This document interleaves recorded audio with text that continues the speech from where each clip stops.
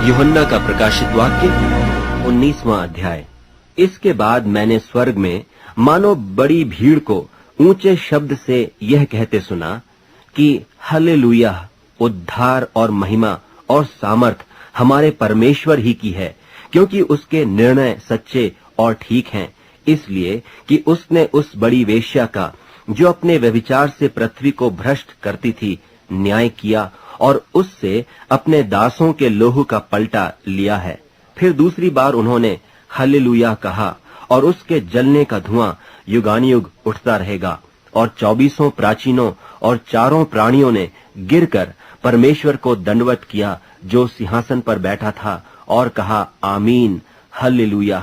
और उस सिंहासन में से एक शब्द निकला कि हे हमारे परमेश्वर से सब डरने वाले दासों, क्या छोटे क्या बड़े, तुम सब उसकी स्तुति करो।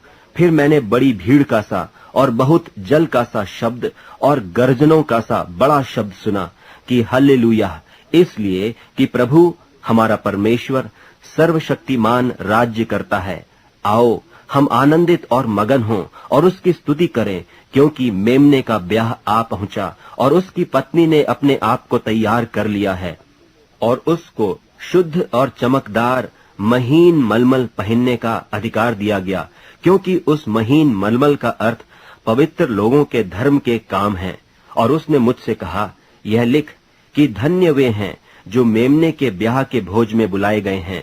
फिर उसने मुझसे कहा, ये वचन परमेश्वर के सत्य वचन हैं। और मैं उसको दंडवत करने के लिए उसके पांवों पर गिरा। उसने मुझसे कहा, देख, ऐसा मत कर, मैं तेरा और तेरे भाइयों का संगी दास हूं, जो यीशु की गवाही देने पर स्थिर हैं। परमेश्वर ही को दंडवत कर, क्योंकि यीशु की गवाही भविष्यवाणी की आत्मा है। फिर मैंने स्वर्ग को खुला हुआ देखा, और देखता हूं कि एक श्वेत घोड़ा है, और उस पर एक सवार है जो विश्वास योग्य और सत्य कहलाता है, और वह धर्म के साथ न्याय और लड़ाई करता है। उसकी आंखें आग की ज्वाला हैं, और उसके सिर पर बहुत से राज मुकुट हैं। और उसका एक नाम लिखा है जिसे उसको छोड़ और कोई नहीं जानता, और वह लोहू से छिड़का हुआ वस्त्र पहने हैं, और उसका नाम परमेश्वर का वचन है। और स्वर्ग की सेना श्वेत घोड़ों पर सवार और श्वेत और शुद्ध मलमल पहने हुए उसके पीछे पीछे हैं। और जाति जाति को मारने के लिए उसके मुंह से एक चोखी तलवार निकलती है, और वह लोहे का राजदंड लिए हुए उन पर राज्य करेगा। और वह सर्वशक्तिमान परमेश्वर के भयानक प्रकोप की जलजलाहट की मदिरा के कुंड में दाख रौंदेगा। और उसके वस्त्र और जांघ पर यह नाम लिखा है, राजाओं का राजा और प्रभुओं का प्रभु। फिर मैंने एक स्वर्गदूत को सूर्य पर खड़े हुए देखा, और उसने बड़े शब्द से पुकार कर आकाश के बीच में से उड़ने वाले सब पक्षियों से कहा, आओ परमेश्वर की बड़ी ब्यारी के लिए इकट्ठे हो जाओ, जिससे तुम राजाओं का मांस और सरदारों का मांस और शक्तिमान पुरुषों का मांस और घोड़ों का और उनके सवारों का मांस, और क्या स्वतंत्र क्या दास, क्या छोटे क्या बड़े, सब लोगों का मांस खाओ। फिर मैंने उस पशु और पृथ्वी के राजाओं और उनकी सेनाओं को उस घोड़े के सवार और उसकी सेना से लड़ने के लिए इकट्ठे देखा। और वह पशु और उसके साथ वह झूठा भविष्यद्वक्ता पकड़ा गया, जिसने उसके सामने ऐसे चिन्ह दिखाए थे जिनके द्वारा उसने उनको भरमाया, जिन्होंने उस पशु की छाप ली थी और जो उसकी मूरत की पूजा करते थे। ये दोनों जीते जी उस आग की झील में जो गंधक से जलती है डाले गए, और शेष लोग उस घोड़े के सवार की तलवार से जो उसके मुंह से निकलती थी मार डाले गए, और सब पक्षी उनके मांस से तृप्त हो गए।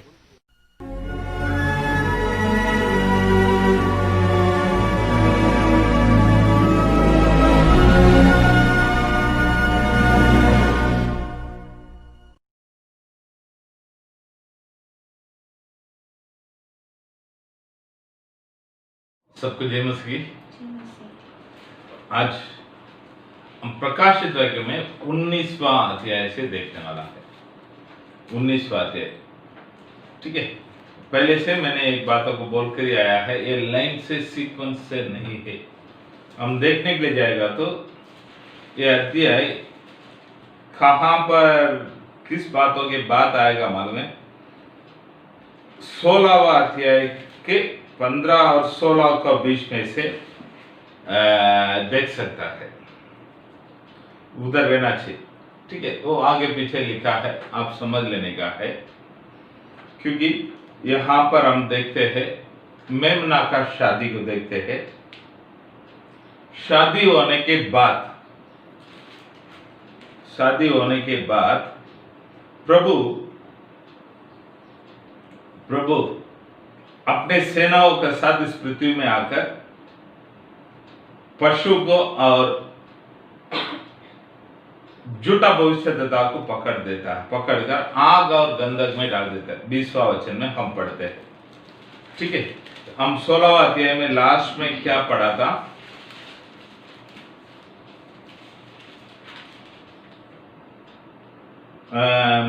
17 वचन में हम पढ़ेंगे तो 18 वचन में 16 में फिर बिजलियां चमकी और शब्द और गर्जन हुए और एक ऐसा बड़ा भूकंप आया कि जब से मनुष्य की उत्पत्ति पृथ्वी पर हुई तब से ऐसा बड़ा भूकंप कभी ना आया था। इससे उस बड़े नगर के 3 टुकड़े हो गए और जाति जाति के नगर गिर पड़े और बड़े बेबीलोन का स्मरण परमेश्वर के यहाँ हुआ कि इसके बाद आप देखिएगा तो 19वां अध्याय में 14 वचन से पढ़ेगा तो 14 से नहीं 11 से पढ़ने का। फिर मैंने स्वर्ग को खुला हुआ देखा और देखता हूँ कि एक श्वेत घोड़ा है और उस पर एक सवार है जो विश्वास 14 से पढ़िए। स्वर्ग की सेना श्वेत घोड़े पर सवार और श्वेत और शुद्ध मलमल पहने हुए उसके पीछे पीछे है। जाति ठीक है, ये दोनों एक ही है और 16 में लास्ट और ये एक ही है। अभी 15 से युद्ध हो रहा है। ठीक है, कैसे युद्ध हो रहा है? जाति जाति को मारने के लिए उसके मुंह से एक चोखी तलवार निकली। वह लोहे का राजदंड लिए हुए उन पर राज करेगा। अभी युद्ध हो रहा है। युद्ध होने के बाद पशु और झूठा भविष्यद्वक्ता पकड़ा जाता है 20वां अध्याय में।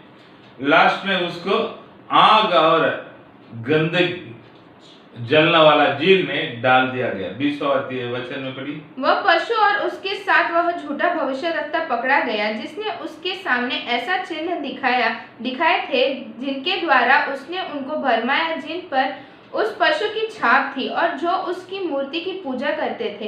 ये दोनों जीते जी उस आग की झील में जो गंधक से जलती है डाले गए। ठीक है, तो इस बैकग्राउंड से आप इस अध्याय को समझ लेने का। तो उसके पहले स्वर्ग में कुछ चीज हो रहा है। वो क्या है? वो बातों को आज देखने वाला है। 19वां अध्याय में पहले वचन को पढ़ी। इसके बाद मैंने स्वर्ग में मानो बड़ी भीड़ को ऊंचे शब्द से यह कहते सुना है, हालेलुया। बस अभी उच्चे शब्द से ये कहते सुना है, हालेलुया। ठीक है, आज हम पहले पढ़ने वाला है इस हालेलुया ये शब्द के बारे में। आज कहां पर भी हम प्रार्थना में जाएंगे तो सबसे ज्यादा सुनाई देने वाला शब्द ये हालेलुया। बहुत समय हालेलुया क्यों बोलता है कर बहुत लोगों को पता नहीं बोलते हैं। हालेलुया हालेलुया हालेलुया करके चिल्लाएगा तो बहुत लोग क्या समझता है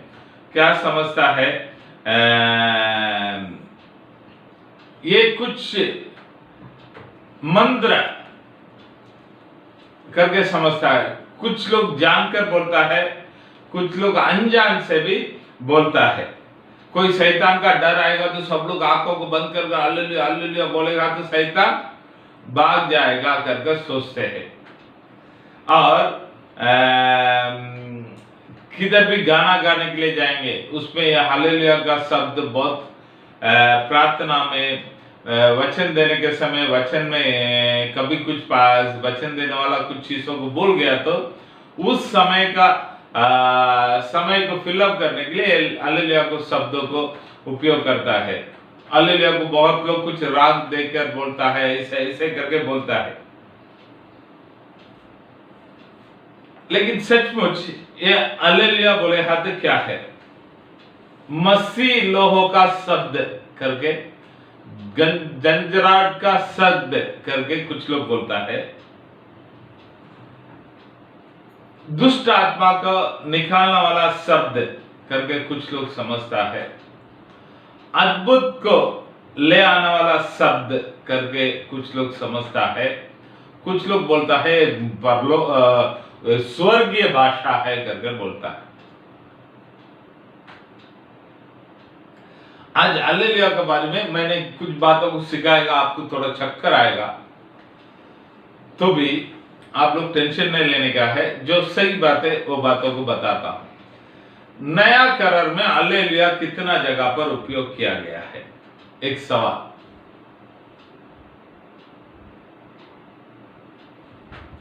नया करार में हालेलुया ये शब्द कितना जगह पर उपयोग किया गया है? कर बोले हाथ, 4 जगह पर उपयोग किया गया। इसका मतलब यीशु मसीह का सुसमाचार में उस हालेलुया का शब्द आया नहीं। यीशु मसीह का चेले लोग, प्रेरित लोगों का सेवकाई में उस हालेलुया का शब्द आया नहीं। यीशु मसीह के प्रेरितों का द्वारा लिखा गया है पत्रिका में इस हालेलुया का शब्द आया नहीं। प्रकाशित वाक्य में वो भी 19वां अध्याय में 4 जगह पर इस हालेलुया का शब्द आ रहा है। वापस मैं बताता हूं, इस हालेलुया का शब्द यीशु मसीह किधर भी उपयोग नहीं किया है उनके सेवकाई में। यीशु मसीह का चेले लोग किधर भी उपयोग नहीं किया है उनके सेवकाई में। यीशु मसीह का चेले लोग, प्रेरित लोग जो कलीसिया के लिए पत्रिका लिखा था, उस पत्रिका में भी किधर भी लिखा नहीं। इसका मतलब किधर आ रहा है? प्रकाशित वाक्य में 19वां अध्याय में 4 जगह पर आता है। पहले जगह पहले वचन में आता है, दूसरे जगह तीसरे वचन में आता है। पढ़ो। फिर दूसरी बार उन्होंने कहा हालेलुया। ठीक है, चौथा वचन में तीसरी बार आता है। तब 24 प्राचीनों और 4 प्राणियों ने गिरकर परमेश्वर को दंडवत किया जो सिंहासन पर बैठा था और कहा आमीन हालेलुया।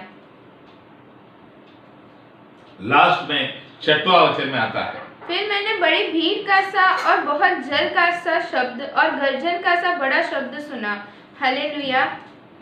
ठीक है, बस। तो इस 4 जगह पर केवल हालेलुया का शब्द आया है। इसका मतलब हमने इस हालेलुया का शब्द को गलत उपयोग कर रहा है। वापस मैं बताता हूं, इसका मतलब इस हालेलुया का शब्दों को हमने गलत उपयोग कर रहा है, नहीं तो उसका शब्दों के बारे में गलत सोचकर बैठा है। ठीक है, पुराना करार में कितना जगह पर आता है कर हम देखेंगे तो 24 जगह पर आता है। 24 जगह पर आता है। 7 भजन संगीता में एक बार आता है। 8 भजन संगीता में 2 बार आता है। 2 बार आता है।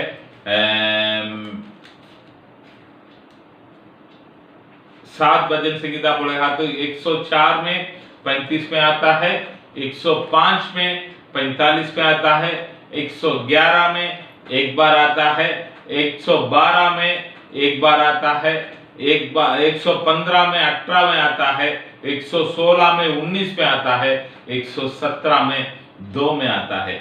2 बार आने वाला भजन संगीता 106 में 1 और 48 में आता है, 113 में 1 और 3 में आता है, 135 में 1 और 21 में आता है, 146 में 1 और 10 में आता है, 147 में 1 और 20 में आता है और 148 में 1 और 14 में आता है, 149 में 49 में 1 और 9 में आता है, 150 में 1 और 6 में आता है।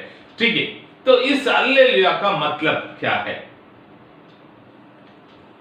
कर हम देखिएगा तो हालेलुया करके हम बोलते हैं ना, उसका इब्रानी शब्द है हालेलुजा, हालेलुजा। और यूनानी भाषा में इसका शब्द अल्लेलुया, हालेलुया। इब्रानी शब्द हिब्रू भाषा में हालेलुजा करके लिखा है, यूनानी शब्द में हालेलुया करके लिखा है। ठीक है, इसका मतलब क्या है? इसका मतलब क्या है? इसका मतलब दो तरीका से बोला जाता है। एक है परमेश्वर का, प्रभु का स्तुति करो, नहीं तो प्रभु का तुम स्तुति करो, नहीं तो प्रभु का स्तुति करो। प्रेज ईजा इंग्लिश में बोलेगा, प्रभु का स्तुति करो, प्रभु का स्तुति करो। ठीक है, तो इस हालेलुया को हिब्रू भाषा में मतलब बोलने वाला कैसे बोलता है? इस शब्द को आ पहले, येल दूसरा शब्द, यागवा तीसरा शब्द। तो हा का मतलब क्या बताता है? बहुत बड़ा है, बहुत बड़ा है। ये बोलेगा तो परमेश्वर का नाम, परमेश्वर। यागवे बोलेगा तो उनका नाम, बहुत ही बड़ा है हमारे परमेश्वर यागवे। उन लोग बोलने वाला ये है सब। मतलब मैं वापस बताता हूं, बहुत ही बड़ा है हमारे परमेश्वर यागवे। ठीक है, तो ये ऐसे एक ग्रुप मतलब बताता है। तो दोनों है, परमेश्वर का स्तुति करो, परमेश्वर का स्तुति करो करके दूसरे लोग बोलता है। आपको जो मांगते तो ले लीजिएगा, दोनों एक हिसाब से एक ही है, एक दोनों एक हिसाब से एक ही है। ठीक है, इस हालेलुया शब्द बाइबल में पहले पहले कहां पर आता है? मालूम है? 104 भजन संहिता में 35वां वचन में आता है। भजन संहिता 104 में 35 में आता है।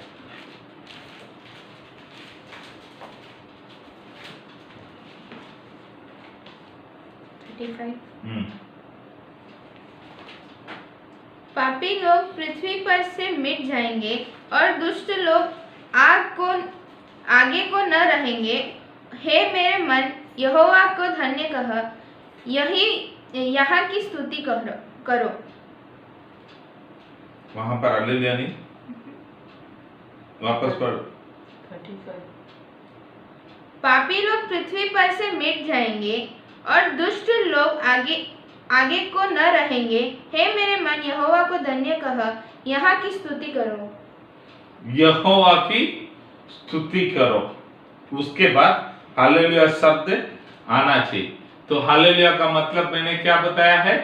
परमेश्वर का स्तुति करो। हमारा इस शब्द में है, इंग्लिश भाषा में है, या की स्तुति करो बोलेगा तो हालेलुया। उसके बाद हालेलुया आना चाहिए। उसके बाद किधर लिखा है? 145 में, 105 में 45 को लिखो, पढ़ो। 45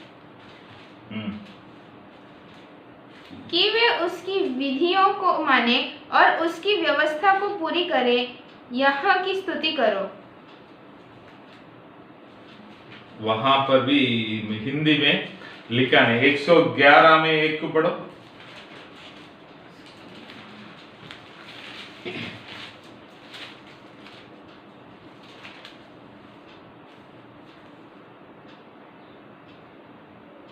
यहाँ की स्तुति करो। हाँ, यहाँ की स्तुति करो। तो हिंदी भाषा में अपने लिए बहुत अच्छा कर दिया है, हालेलुया का जगह पर यहोवा की स्तुति करो करके दे दिया। मैं पहले ही बोला था उसका मतलब क्या है? यहोवा की स्तुति करो, यहोवा की, परमेश्वर का स्तुति करो। ठीक है, जो भी है। हालेलुया बोलेगा तो भी एक ही है, यहोवा की स्तुति करो बोलेगा तो भी एक ही है। ठीक है, प्रभु को धन्यवाद। ये शब्द कहां पर आता है? ये शब्द कहां पर आता है अगर हम देखेंगे तो जहां पर प्रभु की न्याय प्रकट होता है वहां पर उन लोग इस शब्दों को उपयोग करता है। वापस मैं बताता हूं, बाइबल से पूरी तरीका से हम इसको एक बार स्टडी करके देखेगा तो हम समझने वाला बात यही है, यहोवा की स्तुति करो या यहोवा की स्तुति करो। ये शब्द कहां पर आता है? यहोवा का न्याय जहां पर प्रकट होता है वहां पर इस शब्दों को उपयोग किया गया है, उपयोग किया गया है। तो नहीं तो दूसरी जगह पर हम किधर देखते हैं? भजन संगीता नहीं तो गीत गाने के पहले इस शब्दों को उपयोग करता है और लास्ट में इस शब्दों को उपयोग करता है। आप लोग मांगते तो देख लीजिएगा, भजन संगीता में 106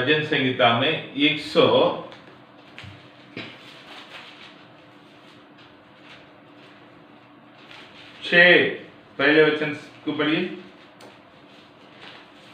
यहोवा की स्तुति करो। ठीक है, लास्ट वचन को पढ़िए।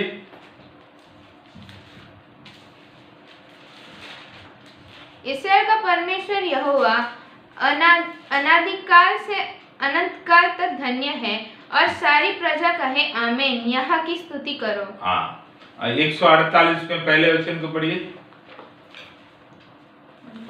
148 यहोवा की स्तुति करो, यहोवा की स्तुति। ठीक है, और लास्ट वचन में पढ़िए। उसने अपनी प्रजा के लिए एक सींग ऊंचे किया है, यह उसके सब भक्तों के लिए अर्थात इस्राएलियों के लिए और उसके समीप रहने वाली प्रजा के लिए स्तुति करने का विषय है। यहोवा की स्तुति करो। ठीक है, 150 में पहले वचन को पढ़िए। यहोवा की स्तुति करो। लास्ट वचन, जितने प्राणी है सब के सब यहोवा की स्तुति करें। यहोवा की स्तुति करो। ठीक है, तो हम बराबर समझने वाला बात क्या है? न्याय, प्रभु के न्याय जहां पर प्रकट होता है वहां पर ये शब्द आता है। 104 में हम इस बातों को देखा था। 104 में 35 को पढ़िए। पापी लोग पृथ्वी पर से मिट जाएंगे और दुष्ट लोग आगे को न रहेंगे। हे मेरे मन, यहोवा को धन्य कह, यहोवा की स्तुति करो। ठीक है, तो पापी लोग मिट जाएंगे, न्याय प्रकट होगा। उस बातों को बोलने के समय इस हालेलुया शब्द उपयोग हो रहा है, यहोवा की स्तुति करो। हालेलुया का मतलब क्या है? या की स्तुति करो। ठीक है, तो कहां यूज कर सकता है? प्रभु आपके जीवन में किया हुआ भलाई को बोलने के समय, न्याय, प्रभु ने किया हुआ न्याय को, भलाई को बताने के समय प्रभु को स्तुति करने के लिए इस शब्दों को उपयोग कर सकता है। और गाना गाने के समय, प्रभु की गाना गाने के समय शुरुआत में उपयोग कर सकता है, लास्ट में उपयोग कर सकता है। ठीक है, इसको छोड़कर हम प्रार्थना में हर चीजों में इस हालेलुया का शब्दों को ज्यादा उपयोग करना, इसका मतलब बाइबल सिखाया हुआ बात मार्ग वो नहीं है। बाइबल सिखाया हुआ मार्ग हमको किधर से, बाइबल में कहां से पता चलता है? या तो गाने के शुरुआत में, नहीं तो गाने के अंत में, प्रभु के न्याय प्रकट होने के समय। तो एक तरीका से हम प्रभु से मांगता है, प्रभु दुष्ट आत्मा का क्रिया है, मुझे कमजोरी है, मुझे छंगाई करो कर हम प्रार्थना करता है। प्रार्थना कर हमारा प्रार्थना को सुनकर प्रभु उत्तर भी देता है। तो इस बातों के लिए प्रभु ने मेरे प्रार्थना को सुना है, मुझे अच्छा क्या है, प्रभु को धन्यवाद करके हम इस बातों के लिए प्रभु को स्तुति कर सकता है, इस बातों के लिए प्रभु को स्तुति कर सकता है। इसका मतलब प्रभु ने मुझे चंगाई किया है, प्रभु को धन्यवाद करके हालेलुया कर कर मैं प्रभु को धन्यवाद करता हूँ, स्तुति करता हूँ कर कर गवाही के समय में हालेलुया का शब्दों को उपयोग कर सकता है। उसको छोड़कर ये शैतान बहाने का मंत्र है कर कर कोई भी पकड़कर घूमने का नहीं है। ठीक है, इतना दिन हम लोग बोला था, ठीक है, आपको मालूम नहीं था, आपने बोला था, अभी मालूम पड़ गया है, आप लोग मत बोलिए। ठीक है, तो बाइबल जो सिखाता है उस प्रभु को हम पालन करना बहुत जरूरी है। ठीक है, यहाँ पर भी 19वां अध्याय में भी किधर किधर उपयोग हुआ है कर हम थोड़ा उसको देख लेंगे। पहले हालेलुया क्यों बोला गया है, पहले वचन को पढ़िए। इसके बाद मैंने स्वर्ग में मानो बड़ी भीड़ को ऊंचे शब्द से यह कहते सुना, हालेलुया, उद्धार और महिमा और शामत हमारे परमेश्वर ही की है। आगे, क्योंकि उसके निर्णय सच्चे और क्योंकि उसके निर्णय सच्चे हैं और उसने उस बड़ी वेश्या का जो अपने क्योंकि उसके निर्णय सच्चे हैं, इसके लिए हालेलुया। न्याय के तरफ इसमें यहाँ पर आया है। दूसरा हालेलुया कहाँ पर आता है, तीसरा वचन में पढ़िए। फिर दूसरी बार उन्होंने कहा, दो को पढ़कर 3 को पढ़िए। उसने उस बड़ी वेश्या का जो अपने व्यभिचार से पृथ्वी को भ्रष्ट करती थी न्याय किया और उससे अपने दासों दासों के लहू का बदला लिया है। दासों का लहू का बदला लिया है। फिर दूसरी बार उन्होंने कहा, उसने बदला लिया है करके बोला है, तो सब लोग बोला है हालेलुया। तो पहले भी उसके निर्णय सही है करके हालेलुया बोला है। दूसरा है, एक ने बोलता है उसको बदला लिया है, इसीलिए हालेलुया करके बोलता है। तीसरे 4 वचन में हम पढ़ते हैं, क्या बोलता है।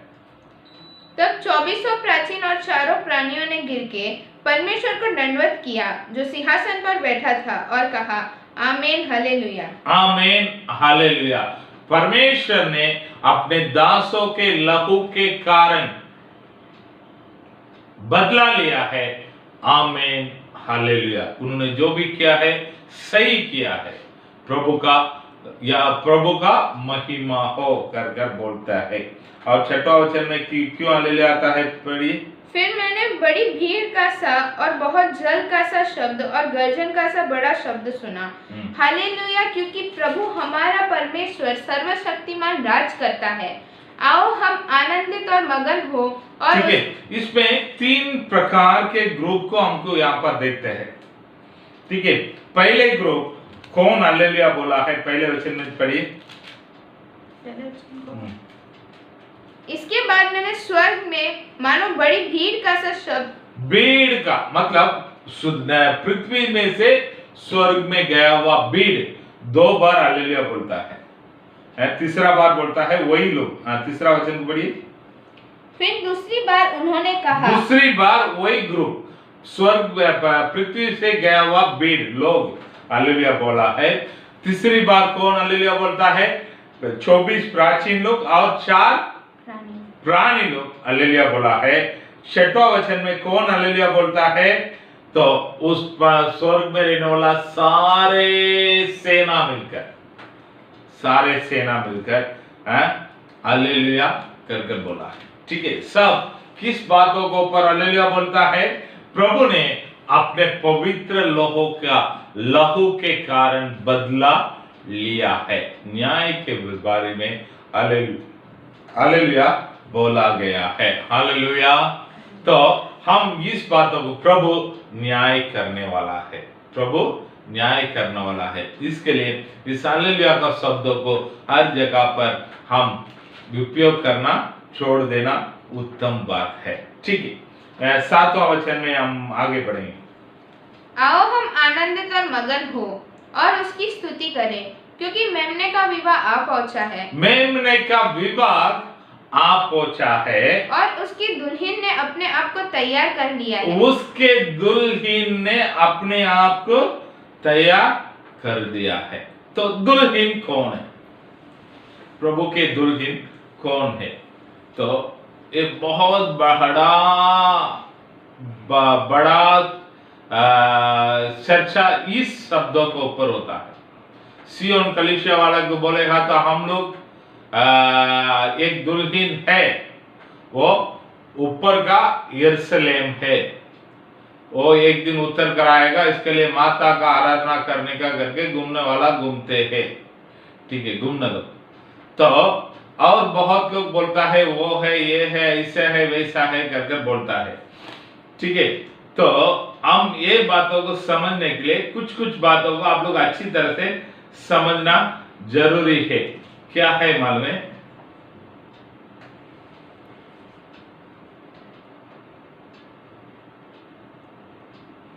पहले आप दुल्हन बोलेगा तो बाइबल क्या इसको बताता है, तो ये बात जरूरी, मसीह और कलीसिया के बीच में रहने वाला रिश्ता को मसीह प्रभु यीशु मसीह और कलीसिया के बीच में रहने वाला रिश्ता को पूरे बाइबल में दुल्हा और दुल्हन ये रिश्ता के रूप में बताया गया है, ठीक है। हम बाइबल से पढ़ेंगे उसमें क्या क्या किधर यूहन्ना का सुसमाचार में 3वां अध्याय में 29वां वचन में हम पढ़ते हैं। यूहन्ना का सुसमाचार में 3वां अध्याय में 29वां वचन, जिसकी दुल्हन है वह दुल्हा है, परंतु दूल्हे का मित्र जो खड़ा हुआ उसकी सुनता है, दूल्हे के शब्द से बहुत हर्षित होता है। अब मेरा यह हर्ष पूरा हो गया है। ठीक है, यहाँ पर वापस पढ़ो। जिसकी दुल्हन है वही दूल्हा है, परंतु दूल्हे का मित्र जो खड़ा हुआ उसकी सुनता है, दूल्हे के शब्द से बहुत हर्षित होता है। अब मेरा यह हर्ष पूरा हुआ है।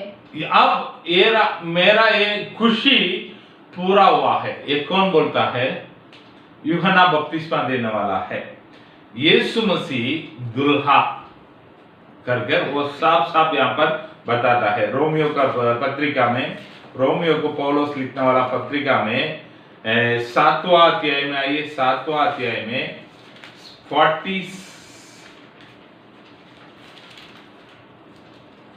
7वां अध्याय में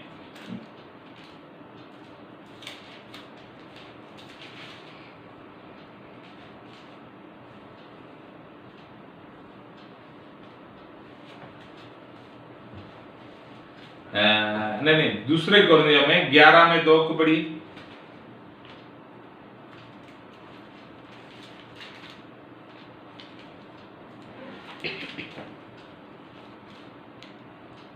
क्योंकि मैं तुम्हारे विषय में ईश्वरीय धुन लगाए रहता हूँ, इसीलिए कि मैंने एक ही पुरुष से तुम्हारी बात लगाई है कि तुम्हें पवित्र कुंवारी के समान मसीह को सौंप दूं। पवित्र कुंवारी के समान मसीह को सौंप दो। रोमियो की पुस्तक में 7 में 3 और 4 को पढ़ेंगे तो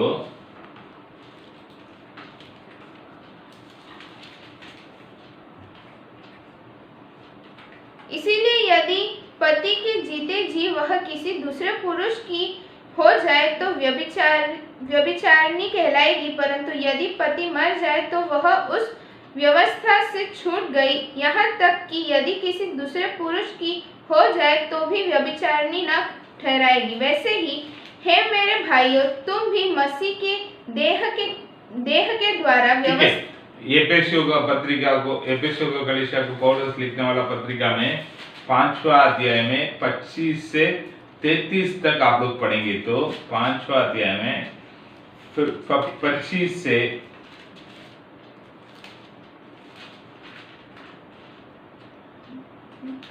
25 से पढ़िए।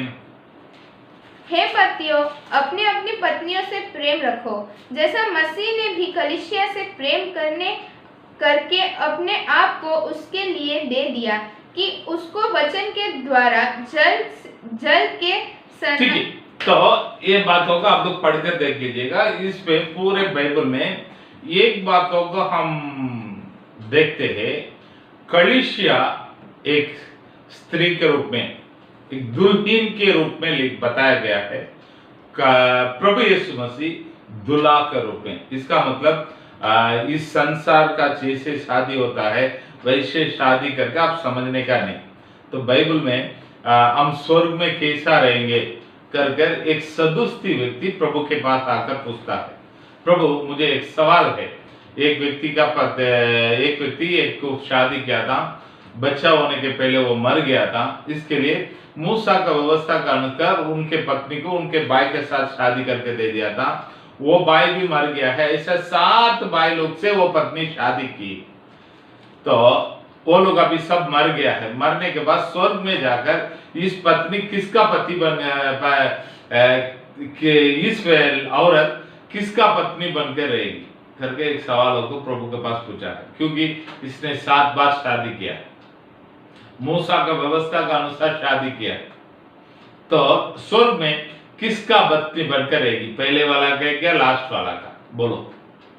तो प्रभु उसको साफ साफ बताने वाला शब्द क्या है, स्वर्ग में आदमी और इंसान करके नहीं, एक दूसरे को पहचानने वाला नहीं, हम सब स्वर्गदूत के जैसे रहने वाला है। वहां पर जाकर शादी कर शादी का रिश्ता ये नहीं।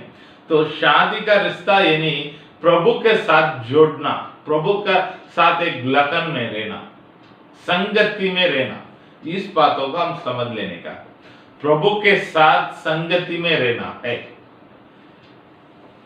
तो शादी करके सोचने के समय इस संसार के रीति रिवाज के अनुसार आप सोचेंगे तो आप लोग गलत करते हैं, गलत समझ रहा है, ठीक है। तो हम कलीसिया अब प्रभु के संगति में, प्रभु के उपस्थिति में जाकर प्रभु का साथ रहने वाला है। यही प्रभु का मेमना का शादी लगन आप पहुंचा है। इस बातों से आप समझ लेने का है, ठीक है। तो वहां पर प्रभु के संगति में चला जाता है, ठीक है। तो कलीसिया को पहले रैप्चर करके बोलता है, गुप्त आगमन। पहले यीशु मसीह कलीसिया को उठा लेता है, उसके बाद 7 साल इस मसीह विरोधी का राज इस दुनिया में चलता है। तो उसके बीच में क्या क्या उधर होता है कर हम समझ लेना चाहिए। उस 7 साल में कलीसिया को क्या क्या हो रहा है, पहले क्या हो रहा है कर हम देखेंगे तो दूसरा कोरिन्थियों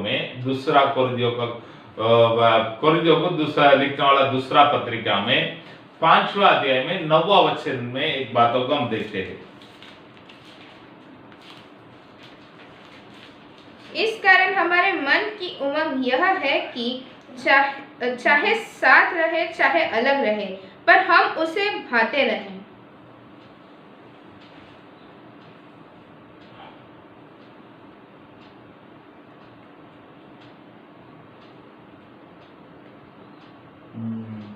एक मिनट, सॉरी। पहले कोरिन्थियों में 3 में पहले कोरिन्थियों में 3 में 11 से,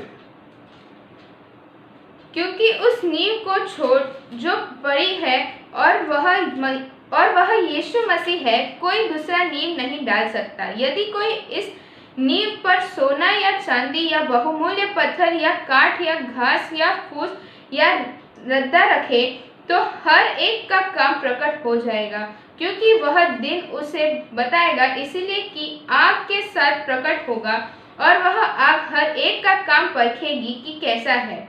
जिसका काम उस पर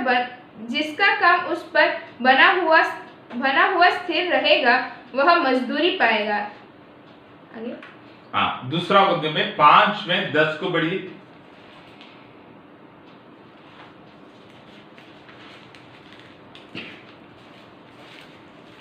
क्योंकि अवश्य है कि हम सब का हाल मसीह के न्याय आसन के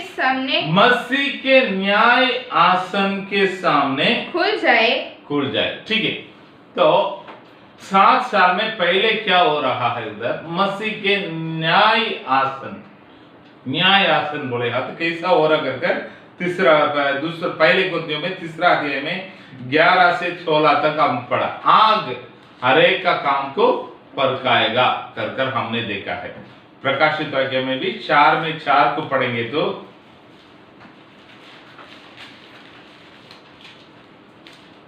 उस उस सिंहासन के चारों ओर 24 सिंहासन हैं और इन सिंहासनों पर 24 प्राचीन श्वेत वस्त्र पहने हुए बैठे हैं और उनके सिर पर सोने का मुकुट है।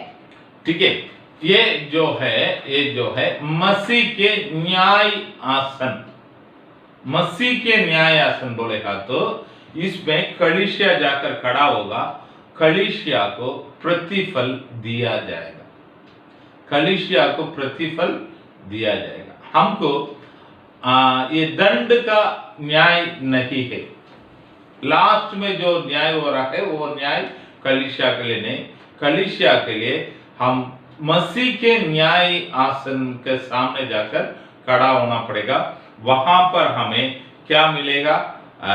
प्रतिफल मिलेगा, प्रतिफल मिलेगा। और उसके बाद क्या होता है? एफेसियों का पुस्तक में 5वां अध्याय में 25वां वचन से हम पढ़ेंगे तो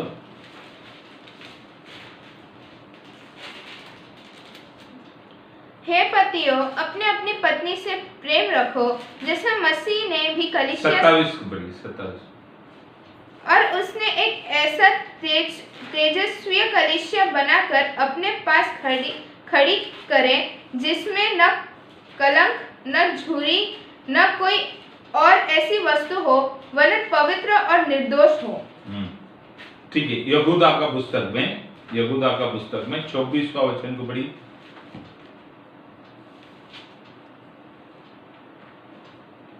अब जो तुम्हें ठोकर खाने से बचा सकता है और अपनी महिमा की भरपूरी के सामने मगन और निर्दोष करके खड़ा कर सकता है। और यहाँ पर क्या हो रहा है? पहले हम क्या देखा है? मसीह के न्यायासन के सामने हम खड़ा रहेंगे, उधर प्रतिफल मिलेगा। उसके बाद परमेश्वर के सामने, पिता परमेश्वर के सामने हमको पूरी तरीका से खड़ा करेगा। 24वां वचन वापस पढ़िए, 24 को। अब जो तुम्हें ठोकर खाने से बचा सकता है और अपनी महिमा की भरपूरी के सामने अपने महिमा के भरपूरी के सामने मगन और निर्दोष करके खड़ा कर सकता है। किसको? कलीसिया को परमेश्वर के सामने महन और निर्दोष करके खड़ा कर सकता है। आपको प्रतिफल देकर पिता परमेश्वर के सामने खड़ा किया जाएगा। और तीसरा हम देखते हैं मेमना का शादी है, मेमना का शादी है। मत्ती का सुसमाचार 22वां अध्याय में 1 से 14 तक पढ़कर देख लीजिएगा। 25वां अध्याय में 112 तक पढ़कर देख लीजिएगा। लूका का सुसमाचार में 12वां अध्याय में 35 से 41वां वचन तक पढ़कर देख लीजिएगा। ये सारे बातों को आप लोग समझ लेंगे। ठीक है, यीशु मसीह वहां से स्वर्ग से उतर कर आने के समय एक दुल्हा बनकर ही आने वाला है। तो ये लहन कहां पर होगा? स्वर्ग में होगा। लहन कहां पर होगा? स्वर्ग में होगा। लहन का पार्टी कहां पर होगा? पृथ्वी में होगा। लहन का पार्टी किधर होगा? पृथ्वी पर होगा। इस बातों का आप समझ लेने का है। ठीक है, अब इस दुल्हा का दुल्हन कौन है? इस बातों में बहुत लोगों का चर्चा है। कुछ लोग क्या बोलता है, कुछ लोग का कहना इब्रानी की पुस्तक में 11वां अध्याय में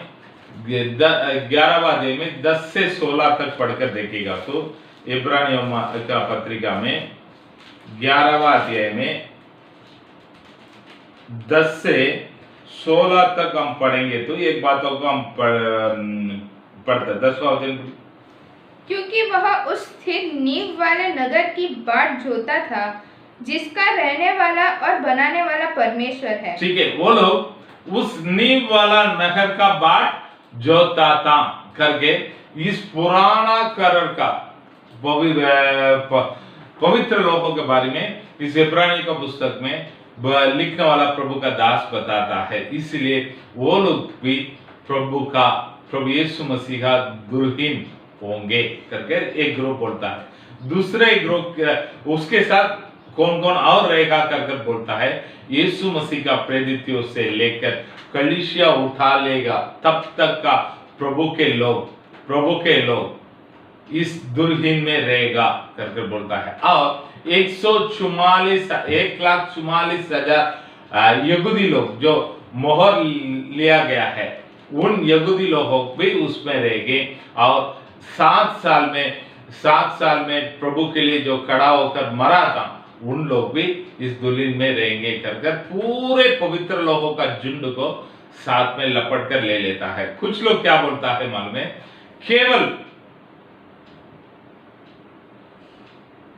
यीशु मसीह के लहू के बाद उद्धार पाया हुआ लोग, मरने के बाद उद्धार पाया हुआ लोग, और यीशु मसीह कलीसिया को उठा लेगा ना, वो कलीसिया केवल प्रभु का दुल्हन, बाकी लोग सब बुलाया गया हुआ लोग रहेंगे करके। लेकिन हमारा मानना क्या है मालूम है, हमारा मानना क्या है करके बोलेंगे तो पुराना करार का पवित्र लोग और नया करार का कलीसिया, पुराना करार का पवित्र लोग और नया करार का कलीसिया दुल्हन। हम बाइबल में पढ़ते हैं प्रेरित यूहन्ना का सुसमाचार में 14वां अध्याय में 14 में 2 और 3 को पढ़ेंगे तो 14 में 2 और 3। मेरे पिता के घर में बहुत से रहने के स्थान हैं। यदि न होते तो मैं तुमसे कह देता, क्योंकि मैं तुम्हारे लिए जगह तैयार करने जाता हूँ। और यदि मैं जाकर तुम्हारे लिए जगह तैयार करूँ तो फिर आकर तुम्हें इब्रानी की पुस्तक में 12वां अध्याय में 22 से लेकर 24 तक पढ़ेंगे तो 22 से 24 तक। पर तुम सिय्योन के पहाड़ के पास और जीवते परमेश्वर के नगर स्वर्गीय यरूशलेम के तुम कौन? सिय्योन पहाड़ के पास और जीवते परमेश्वर का नगर स्वर्गीय यरूशलेम के पास और लाखों स्वर्गदूत के पास और उन पहलौठे की साधारण सभा और कलीसिया, साधारण सभा 23 को वापस पढ़ो। और उन पहलौठों की साधारण सभा और कलीसिया जिनके नाम स्वर्ग में लिखे हुए हैं और सबके न्यायी परमेश्वर के पास। ठीक है, आप लोग पढ़ कर देख लीजिएगा, ये किसके बारे में लिखता है? कलीसिया के बारे में। ठीक है, तो हमारा मानना है वहां पर हम जाएंगे। और 13 में 14 को पढ़ी, इसी में इब्रानी में 13 में 14।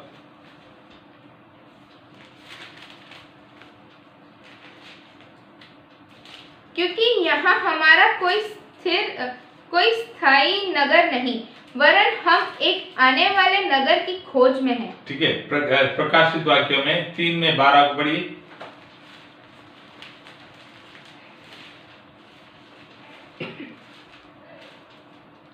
जो जय पाए उसे मैं अपने परमेश्वर के मंदिर में एक खंभा बनाऊंगा और वह फिर कभी बाहर न निकलेगा। और मैं अपने परमेश्वर का नाम और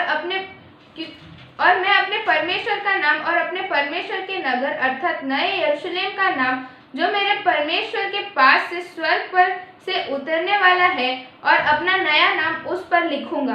ठीक, तो हमारा मानना है पुराना करार का पवित्र लोग और कलीसिया दुल्हन के रूप में प्रभु के साथ हमेशा के लिए रहेगा। और इस 7 साल में उद्धार पाया हुआ लोग प्रभु के साथ में रहने वाला बुलाया गया हुआ लोग रहेंगे। ठीक है, तो आगे हम 19वां अध्याय में बाइबल में जाएंगे। 9वां वचन पढ़िए। तब स्वर्गदूत ने मुझसे कहा, यह लिख कि धन्य वे हैं जो मेमने के विवाह के भोज में बुलाए गए हैं। मेमने के विवाह के भोज में बुलाया गया हुआ लोग, ये लोग कौन है? इस 7 साल में उद्धार पाया हुआ प्रभु के लोग, 1,44,000 जो मोहर लिया गया यहूदी लोग, ये सब लोग इस झुंड में आ जाते हैं, इस झुंड में आ जाता है। ठीक है, 10वां वचन को पढ़िए। तब मैं उसको दंडवत करने के लिए उसके पांव पर गिर पड़ा। उसने मुझसे कहा, देख, ऐसा मत कर। मैं ठीक तेरा है, यहाँ पर देखता है एक स्वर्गदूत है, उनको जो भी बताता है उसमें इस यूहन्ना जाकर उसका पाव पड़ता है। तब वो स्वर्गदूत ने ठीक है भाई आशीष किया है, ऐसा नहीं लिखा है, ऐसा करना ना पाओ, ऐसा मत करो, मैं भी तुम्हारे जैसे एक प्रभु का दास हूं। तो प्यारे लोग, ये बातों को हम सेवकाई करने वाला समझ में रखना चाहिए। तो कोई भी आके पैर पड़ेगा तो आशीष करना, मैं गलत करके मैं नहीं बोलता हूं, लेकिन उचित नहीं, ये हमारे लिए नहीं चाहिए।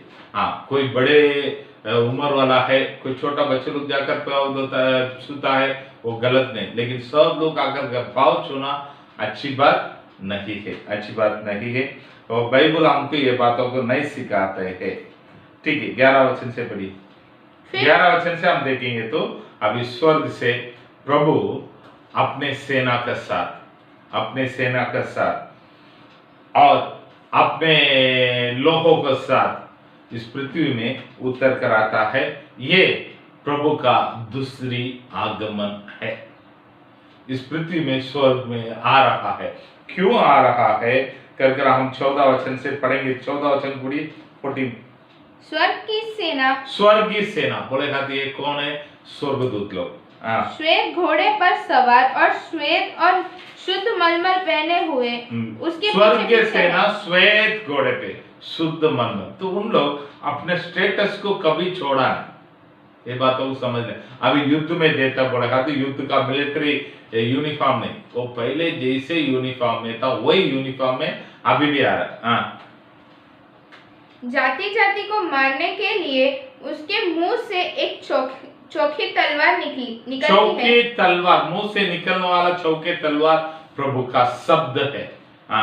वह लोहे का राजदंड लिए हुए उन पर राज करेगा और सर्वशक्तिमान परमेश्वर के भयंकर प्रकोप की जलजलाहट की मदिरा के कुंड में दाख रौंदेगा। ठीक है, इधर 14 में 14 में 20वां वचन में पढ़ेंगे तो प्रकाशित वाक्य 14 में 20 में हम पढ़ेंगे तो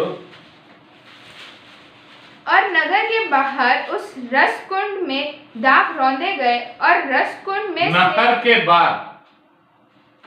के बाहर उस रस कुंड में दाख रौंदे गए और रस कुंड में से इतना लहू निकला कि घोड़ों की लगामों तक पहुंचा और 100 कोस तक बह गया। ठीक है, ये नहरों के बाहर करके बोले हाथ क्या है करके मैंने बताया था। कितने लोग आप लोग याद रखा है, कितने लोग भूल गया है मुझे पता नहीं, फिर भी वो कौन सा जगह है करके बोले हाथ तो कितने लोग याद है? पढ़िए।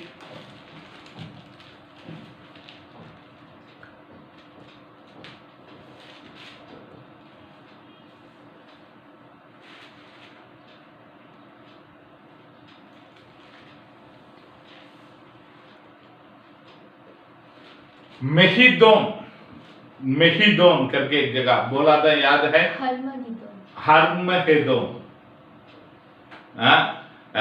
मेहिदोन करके एक नहर, उसके बाजू में आर्मगेदोन करके एक जगह है।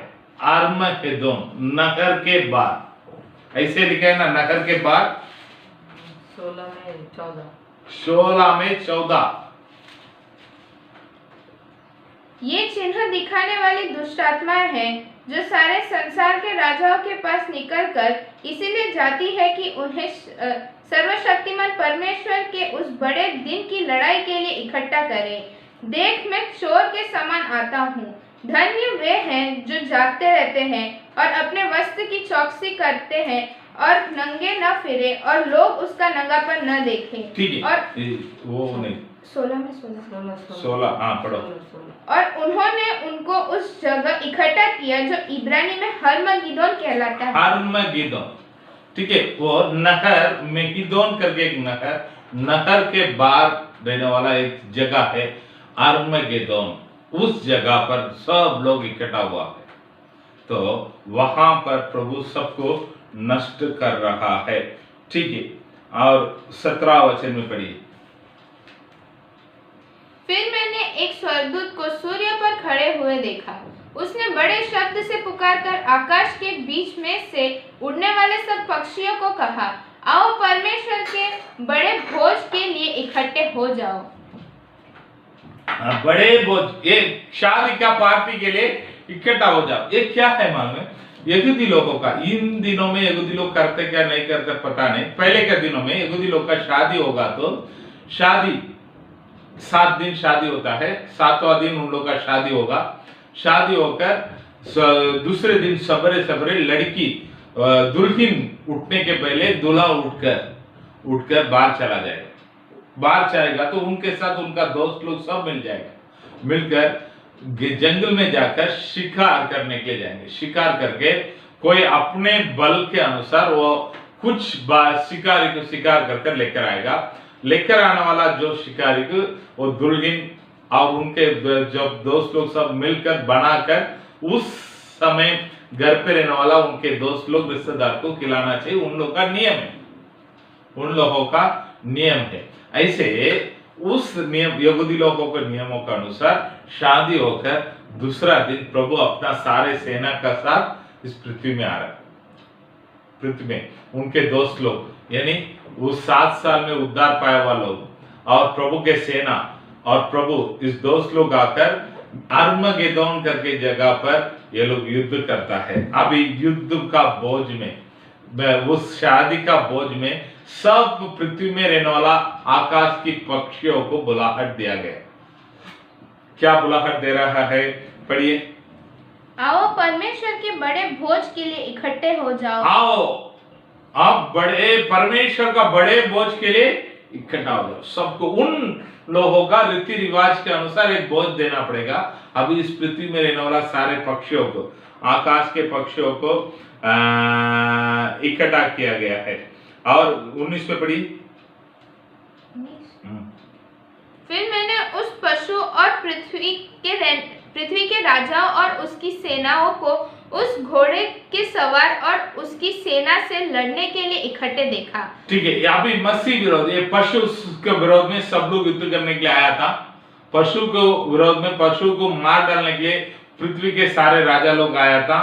लेकिन उसके पशु के मुंह से मेंढक के जैसे कुछ दुष्ट आत्मा निकल कर आकर सबको मन फिराकर प्रभु के विरोध में खड़ा किया है। अभी प्रभु के सेना और पशु के सेना का युद्ध हो रहा है। 20वां वचन में पढ़िए। वह पशु और उसके साथ वह झूठा भविष्यद्वक्ता पकड़ा गया, जिसने उसके सामने ऐसे चिन्ह दिखाए थे जिनके द्वारा उसने उनको भरमाया, जिन पर उस पशु की छाप थी और जो उसकी मूर्ति की पूजा करते थे। ठीक है, अभी शिकारी अभी कौन पकड़ा है? पशु पकड़ा है और झूठा भविष्यद्वक्ता। ये लोग दोनों को पकड़कर आग और गंधक जलने वाला उस झील में जिंदा डाल दिया है। कौन डाला है? प्रभु पकड़कर डाल दिया। 21वां वचन पढ़ी।